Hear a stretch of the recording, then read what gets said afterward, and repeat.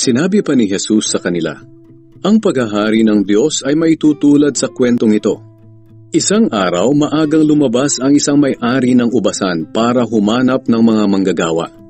Nang makakita siya ng mga manggagawa, nakipagkasundo siya sa kanila na makakatanggap sila ng karampatang sahod para sa isang araw na trabaho. At pagkatapos ay pinapunta ang mga ito sa ubasan niya. Nang mga 9:00 na ng umaga, lumabas siyang muli at may nakita siyang mga taong walang trabaho at nakatambay lang sa may pamilihan. Sinabi niya sa kanila, "Pumunta kayo sa ubasan ko at magtrabaho.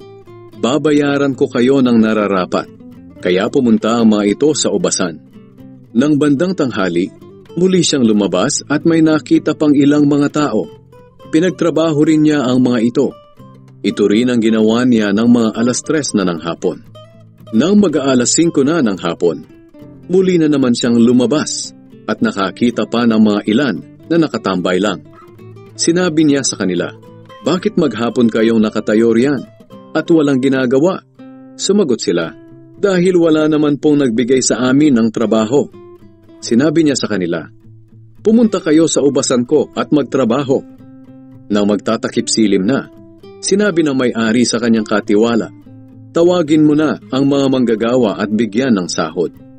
Unahin mo ang mga huling nagtrabaho hanggang sa mga unang nagtrabaho." Dumating ang mga nagsimula ng 5:00 ng hapon at tumanggap sila ng sahod para sa isang araw na trabaho. Nang dumating na ang mga naunang nagtrabaho, inakala nilang tatanggap sila ng higit kaysa sa mga huling nagtrabaho. Pero tumanggap din sila ng ganoon ding halaga. Pagkatanggap nila ng sahod, nagreklamo sila sa may-ari ng ubasan. Sinabi nila, "Ang mga huling dumating ay 1 oras lang nagtrabaho, samantalang kami ay nagtrabaho ng buong araw at nagtiis ng init. Pero pareho lang ang sahod namin." Sinagot ng may-ari ang isa sa kanila, "Kaibigan, hindi kita dinadaya. Hindi ba't nagkasundo tayo na bibigyan kita ng sahod para sa isang araw na trabaho? Kaya tanggapin mo na ang sahod mo at umuwi ka na. Desisyon ko na bigyan ng parehong sahod ang mga huling nagtrabaho. Hindi ba't may karapatan akong gawin ang gusto ko sa pera ko? O naiinggit lang kayo dahil mabuti ako sa kanila?"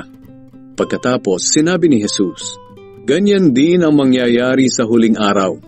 May mga hamak ngayon na magiging dakila at may mga dakila ngayon na magiging hamak."